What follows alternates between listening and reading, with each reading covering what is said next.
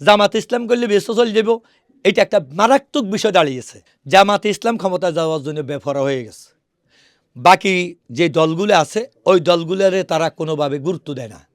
দ্বিতীয় কথা হলো শুধু তারা তাদের স্বার্থের জন্য ওই যে জামাত ইসলাম করলে বেসো চলে যাব, এটা একটা মারাত্মক বিষয় দাঁড়িয়েছে। এটা সর্বনাই হাত ফাঁকার লোকজন বা অন্যান্য ইসলামী দলগুলো ভালোভাবে এটা নিতে পারতেছে না। আমি গতকালকেও মনে হয় একটা সাক্ষাৎকার দেখছি এনসিপির, যারা জামাত কন আর এনসিপি কন এটা তো একে, তারপরও কিন্তু দলের কারণে তাদের মানে অবস্থানের কারণে কিন্তু তারা কিন্তু একটা দলের, এনসিপি একটা দল নাগরিক। তাহলে এই নাগরিক পার্টির বিষয়ে আমার বক্তব্য হইল, তারাও স্পষ্ট বলছে যে এরা এখনও বড় দল হইয়া অন্য দল ছোট দলগুলোকে নেতৃত্ব দেওয়ার মতন ক্যাপাসিটি, কোয়ালিটি এবং মানসিকতা নাই। কারণ ওরা স্বার্থের ঊর্ধ্বে উঠতে পারতেছে না।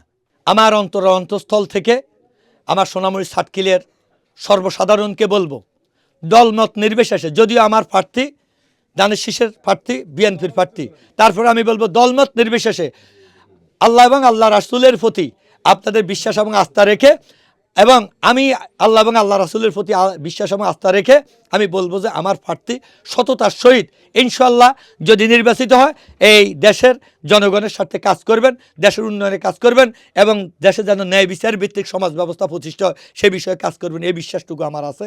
এবং আমি বলবো যে আপনারা ধানের শীষে ভোট দিন।